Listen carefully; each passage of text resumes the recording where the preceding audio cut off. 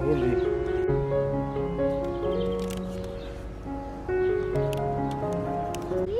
Ahora vamos a probar esto tipo de cherry. Wow. Mmm. ¿Sí? Mmm. Delicioso. De debò. Vos de debò. No, de debò. Jo també vull provar. No, de debò espectacular. ¿Sí? ¿La La cotina? mamà què? Espera, primer em prova la mamà i després tu. Veritat, veritat. Té un punt àcid Voy a boníssim. probar. Jo? Mm. Mm. Mm. Oi que és bo? ¿Sí? Espectacular. Boníssim. Molt bé. Ya empezamos a cosechar verduras aquí en la huerta. Miren esta planta de calabaza. Este es calabaza de horno. Dulce, calabaza dulce. Y está espectacular. Está enorme.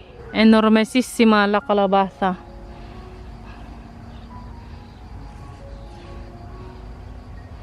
Pero no tiene fruto aún. Está creciendo. Y aquí tenemos tomates que salió también. Y aquí son berenjenas blancas que salió también. Y aquí la otra tipo de tomate. No lo sé qué tipo de tomate son. Porque sabéis que aquí mi compost en esta parte. Y miren cómo le gustan las plantas. Y han salido verduras. Y por eso estoy contenta porque no hace falta que plantas a veces. Ya salen solas. ¡Qué chula! Tomatoes. Row of tomatoes. Look at this beautiful sunflower, guys. I planted quite late this one. That's why it's still growing and there's no flower. But look at it. It is so big. Yeah. And this one is zinnia. As you all know that I love zinnia. I have Tabasco chilies. And also I transplanted that tomato from the other garden. And that was voluntary, so I transferred in here. And also sweet potatoes. I have sweet potatoes in here. And Tabasco chilies. And in this bed I also put tomato in here that was from the other garden, and that one was here, guys. I observed that that tomato was voluntary, so I didn't take it out. And I can see also another eggplant voluntary in here. Look, this one, and this is white. Let's bury this well. And another eggplant here, guys. That is another eggplant. And my ampalaya, my bitter gourd, another bitter gourd. I planted my bitter gourd here last maybe May or last week of April, something like that, guys, or first week of May. But because those ampalaya or bitter gourd were inside the house, I started them inside the house or indoor, and then when I transferred them in here, they were shocked, guys, with the heat of the sun, and then they died. So I immediately plant more of this ampalaya gourd directly, and they are thriving well and growing. And in here we have marigolds in here, guys. I love marigold. This one too is marigold, and this one is voluntary. I have another that side, And there were more, but the thing was, some snails, they ate it. Yeah, and look, I didn't know that I also have pepper here, but I think this pepper is Tabasco. And this tomato is also volunteer, and I didn't remove or transfer to another place, so I let it grow in here. And yeah, look at that, so nice. I'm so happy. And another bed of tomatoes, guys, and all these tomatoes were from my neighbor, guys. Maybe I told you in my previous videos. Yeah, and he gave us a lot of tomato, a tray of tomato, guys, a big one. Yeah, with different varieties, and I'm so happy.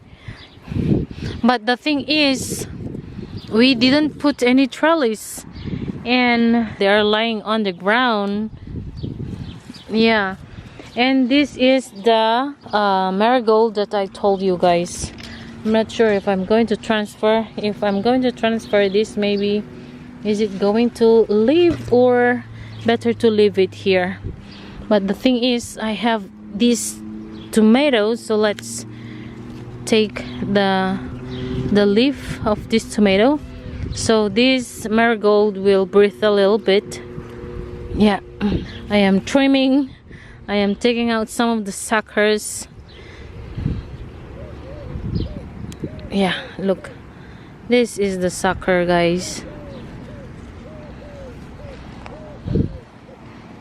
And yes, I didn't know, I forgot that I planted another Tabasco in here, but it's growing nicely.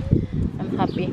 And in here, another bed of tomatoes, guys. I don't know the variety. The most important thing is we have tomatoes. And in here, this is the only zucchini that I planted here. This was very small, guys, when I planted, and it was so weak when I planted, because I started this indoor, and then I planted, and then, you know, the heat of the sun and all that, the zucchini was shocked as well. But thankfully the zucchini thrived, and look at now, it's so beautiful and big. And we're going to remove this. Look at that, we're going to remove this.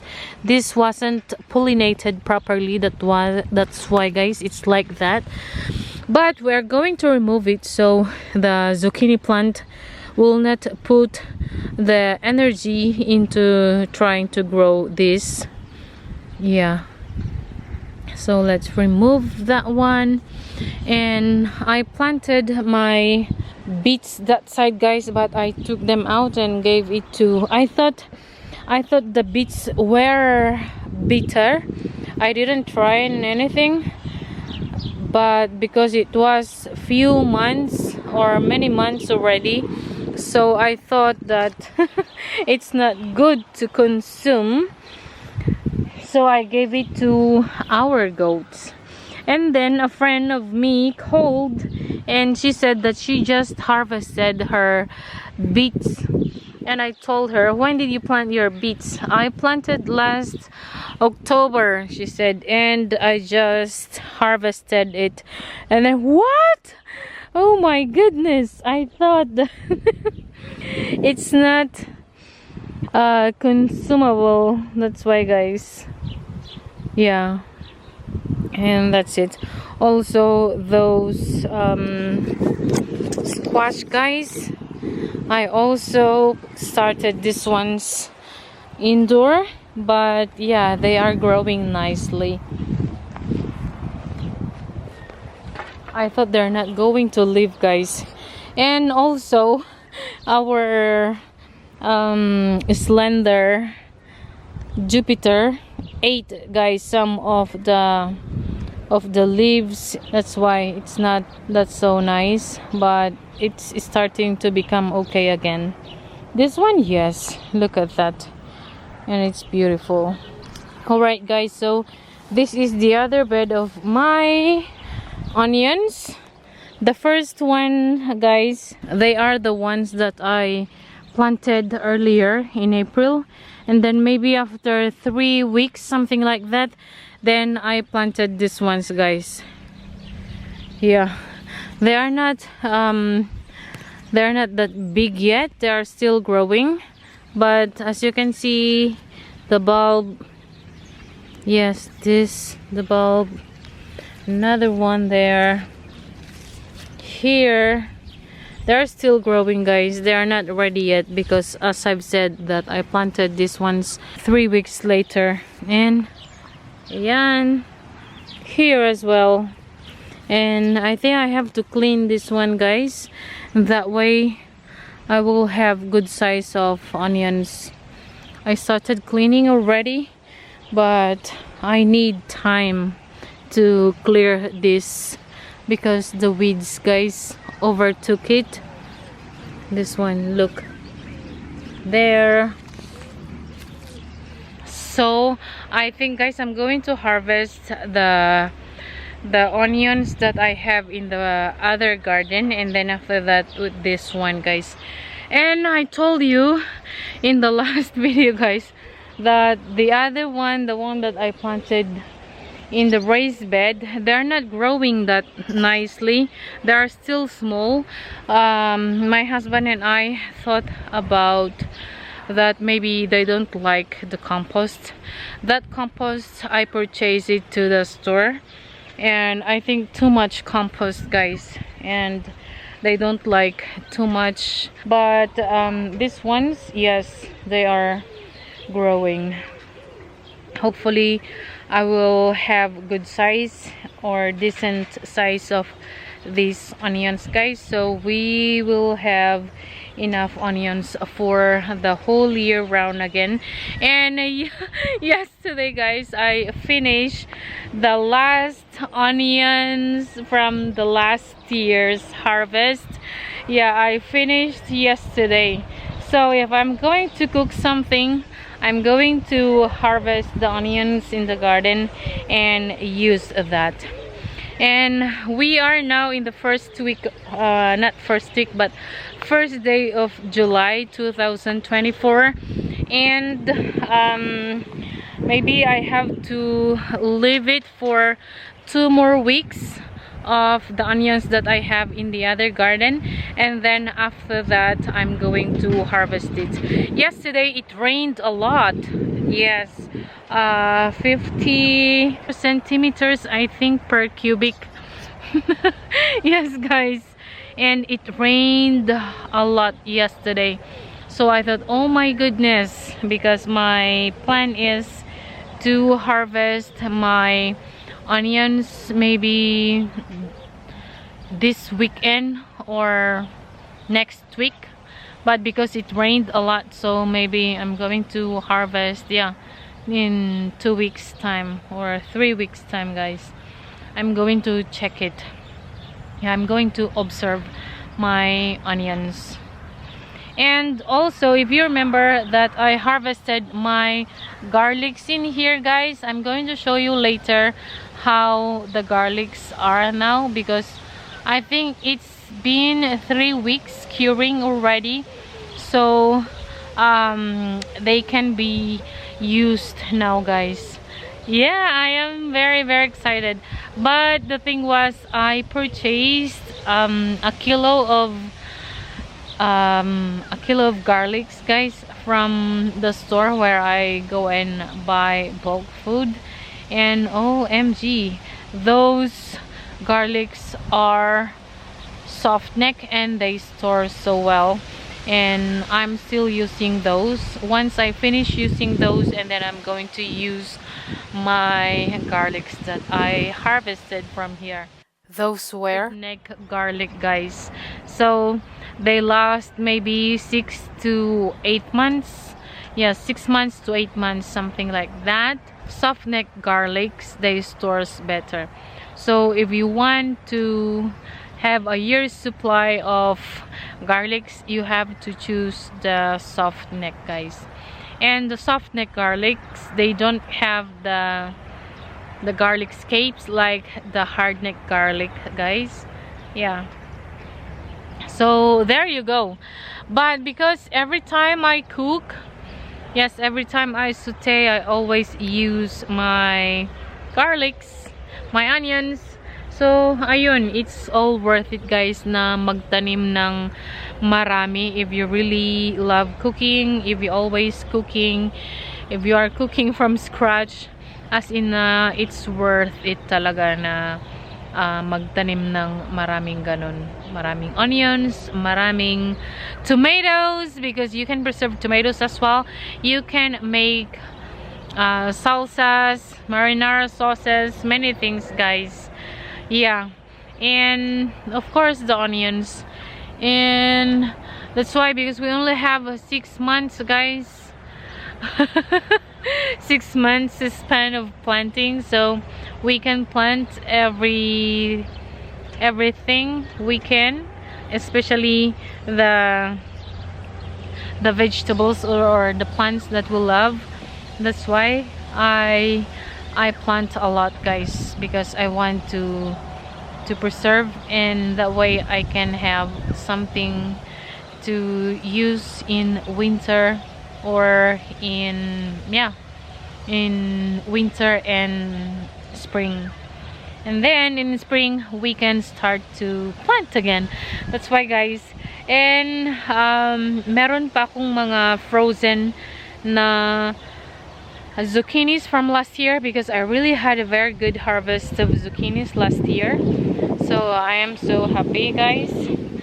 And yeah, and this year as well, I planted 6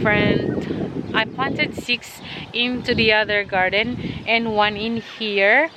Yeah, tapos hindi ko kasi naitanim yung iba, tapos na dry sila at namatay, kaya isa lang yung naitanim ko dito. And also, ito nga, dito ko tinanim, guys. Dito natin hinarvest yung mga garlics. And I planted yung mga volunteer na tomatoes na nakuha ko doon sa kabilang garden. So, ayun. And also, I want to have flowers kasi I really miss flowers. Last year, I planted a lot of zinnias and marigolds here. But this year, akala ko kasi, guys, na hindi ako magtatanim dito. Kasi nga yung mga kambing, they can easily jump and come and smash and eat yung mga plants natin. So, I decided to plant to the other side. And then, OMG, we have a lot of organic material, manures from our goats and sheep. So, my husband and I, we put them into these beds, guys. So ayun, the tomatoes love, guys, yung soil na yun. And so I planted lots of tomatoes in here from our neighbor, yung binigay ng neighbor natin. And yun nga, guys, karamihan na tanim ko dito ay tomatoes. Yeah. And yeah, most of my plants are tomatoes. And I have, yun nga, dalawang kalabasa, dalawa doon, and here as well. Ito, guys, is yung sweet na parang sa Pilipinas. Yun. Yung dalawa kasi na yun, guys, yung dalawa na pinakita ko a while ago, yun din ay yung variety na yun. Kaso nga lang, I wasn't sure if they're going to grow or to live. So, I planted nga dito. Tapos, nung tumubo naman, guys, yung itinanim ko, nain ng mga ibon kasi maraming ibon dito. Ahora vamos a cosechar unas cuantas de la tomate, cherry tomate. Ah! Veus, cariño, como que no vamos a cosechar el otro día. Mira qué pasó. Ahora cosecharemos esto. Una de esta. Qué pena, ¿no? Sí. Antes cosechábamos más, ¿no? Ya reventado. Mira. Una. Digo, Y hay 2 más. Existen más personas. dos más que están a punto De de madurar. Necesitan trelis. Mira, Really? hay bastantes tomates por aquí. Mira aquí. Aquí, Qué chulo. aquí. Sí, Aquí hay dos, Sí. mira, amarillos. amarillos son. Wow, ahora vengo, mi amor. Dos. ¿Hay dos? Dos. Wow. Look at those baby. ¿Dónde está papá? Wow, sí. Tenemos más. Dos más. ¿Cosecharemos? Sí. Muy bien.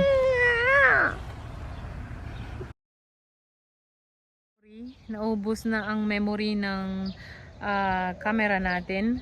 So, I am using my phone. So, yun nga guys. Nung tumubo yung itinanim ko doon na kalabasa, na parang sa atin, kinain ng mga ibon guys. So, I was worried na baka hindi ako makapagtanim ng ganun or maka-harvest ng ganun. Kasi last year, as in I harvested 10 only guys, 10 butternut squashes. Yeah, kaya I was so sad. Kaya, nung nakita ko na kinain ng ibon, so nagtanim ulit ako guys. Tapos nilagyan ko ng mga sticks on the sides. Sa awa ng Diyos, hindi naman kinain ng mga ibon. So, ayun, nabuhay sila guys. At saka, as in na super lucky. And they really love the place where I planted. Kasi nga, doon guys yung ginawa kong compost last year. Every time na may mga food scraps kami na hindi ko binibigay sa mga kambing, I throw that side guys. Oh my gosh, the soil is really good guys, as in na very soft, na as in airy. And then I observed na may mga kamatis na lumabas din guys. Tapos while planting yung kalabasa, while digging and putting the seeds, I observed na parang may mga seeds na nandoon na they started to germinate. So, hinayaan ko lang sila guys. Instead, I scattered them a little bit. And then, I want to know what kind of seeds are these or plants, sabi ko. And then, yun nga, hinayaan ko. And then, I noticed guys na yun nga, mga eggplants and white eggplants guys. Yeah, so I am so happy. So may white eggplants tayo doon. Gusto ko nga sanang ilipat kasi nga ang laki na ng mga leaves nung kalabasa natin. Kaso nga lang, my husband said, no, let them be. Fukuoka, that's what he did in his garden. Blah, blah, blah. Sabi niya, so, yun nga. Parang ang style nga guys ng garden namin is like Fukuoka. I don't dig much well guys or remove the weeds. As you can see, we just step on them. So like that, we just step on them until they become dry. And yun nga guys, kung saan ako magtanim, doon ko lang binubungkal yung lupa, or I added more manure or compost, ganun guys. Yeah, so as in na gustong-gusto ng mga plants guys, kaso nga lang nakakairita yung mga damo na may spikes. That's what I don't like it. Yeah, and also yun nga ang problema namin sa mga kambing. Every time na my husband let them graze, sometimes they come here and eat. Yeah, kaya I was so upset. Kaya parang napabayaan ko itong garden na ito. Kaya if you observe, dito lang guys yung parang may tanim. Dito hanggang dulo. Pero the other side, as in wala akong itinanim. To this side, aside from these ones. Yeah. And ito guys yung plano ko noon na this side is as in herb beds or herb patch guys. So I planted the rosemary, thyme, oreganos in there. Kaso nga lang maraming mga weeds na nag-take over. And also, these are partially from last year's. Yeah. And as in partially, guys, they are hardy plants or they are hardy herbs like the celery. So if you can plant those, guys, in spring until spring next year, you can still harvest those and you have fresh parsley. Yeah. So yun nga, napabayaan ko na, guys, hindi ko na nilinisan. And also ang dami kasing mga damo na yung root niya, guys, is quite hardy. And also this kind of weed really scattered that fast. Like ito nga, guys, this kind of weed, they have a strong root and they can easily scattered, guys. Kaya ayun, as in napabayaan ko na. Last year I planted onions that side and also tomatoes this side, the yellow pear and the cherry tomatoes and other kind of tomatoes I planted in there, guys. And lettuces, okras, and beans, guys. Dito ko tinanim lahat last year. And then in fall, I planted nga itong mga ito, guys. Leeks natin. Tapos pinabayaan ko yung mga ito na itinanim ko din. I think last year as well, this one, last October. Itong celery na ito. And then I also planted broccolis and cabbages. Pero yun nga, may mga worms yung ano, guys, yung cabbages natin, but I harvested a little bit. And also, our goats ate them. That's why I was so upset. Pero ano ang magagawa natin? So this year, hindi ko na tinaniman ng kahit na ano doong banda. Tapos dito naman, guys, dito natin itinanim yung ampalaya natin last year. Nandyan pa yung ginawa kong trellis. Ginawa namin trellis. My friend Pam and Sam came and helped me to put the trellis before last year. So nandyan pa sila. So may mga nahinog, guys, na nahulog yung seeds niya dito na bunga ng ampalaya. So nung spring na, nung as in na dinidiligan ko na itong mga itinanim ko na tomatoes, as in, guys, na tumubo. So I have, I think, 3 plants na volunteer, guys, na ampalaya here. Tapos nandoon din.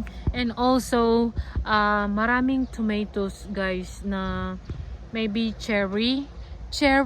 No, it's not cherry. I'm not sure if it is cherry pear. Yeah, I don't know, pear. Yeah, pear tomato na maliliit, guys. Meron din mga nahulog na kulay red doon. Last year, hinayaan ko lang kasi sabi ko, I'm sure next year they're going to germinate. Kaya, yun nga, nag-germinate sila. So, hinayaan ko na lang. Nandyan sila, guys. And also, I have itong mga ito from our neighbor. And these are all cherry tomatoes. I'm not sure if all cherry tomatoes. I think yung mga 5 siguro hindi cherry tomatoes, but the rest, they are all round cherry tomatoes. Yun nga, nakita nyo kanina na kinain namin na 3. Yes, guys, as in na yellow cherry tomatoes. And this one, blackberry, I really have to choose kung saan ko itanim yan, guys. Yeah. So, yan na, guys, ang tour. Ito yung pangalawa kong vegetable garden. Yes, ito yung pinaka-main ko last year. And because of some reasons, hindi ko na tinaniman sa kabila, guys. Kasi yun nga, super dami ng weeds. And I don't like those kind of weeds because it's really difficult to eradicate those guys. Yeah. So, ayun. Thank you all so much guys for watching. I hope you like this video, and I know that the video is quite long because I did 2 different tours, one from the other garden and that is behind the house, and one is here in front of the house guys. So ayun, thank you once again for watching. Please like this video, subscribe if you haven't yet. And yun nga pala, I told you a while ago that I'm going to show you the curing garlics guys. So yeah, so don't forget to subscribe, like guys, and come and visit us again very soon. Bye guys. So ito na yung mga garlics natin na cure. So, as in guys, nilinisan ko na. I took out the skin na may medyo lupa. Kaya white na po sila. Ayan. And yeah, they are really curing nicely. Matigas na. Yes, some of them, kagaya nito, I observed. Saan? This one? This one is quite soft. Ewan ko kung ano ang nangyari dito. And this one as well. Kasi guys, I let them under the sun for 2 days. Hindi yata ganun guys. Hindi ganun. Ganun kasi yung napanood ko, kaya ganun din ang ginawa ko. Pero parang dahil sa init, parang naluto siya. Or maybe this one is not that ready yet when I harvested.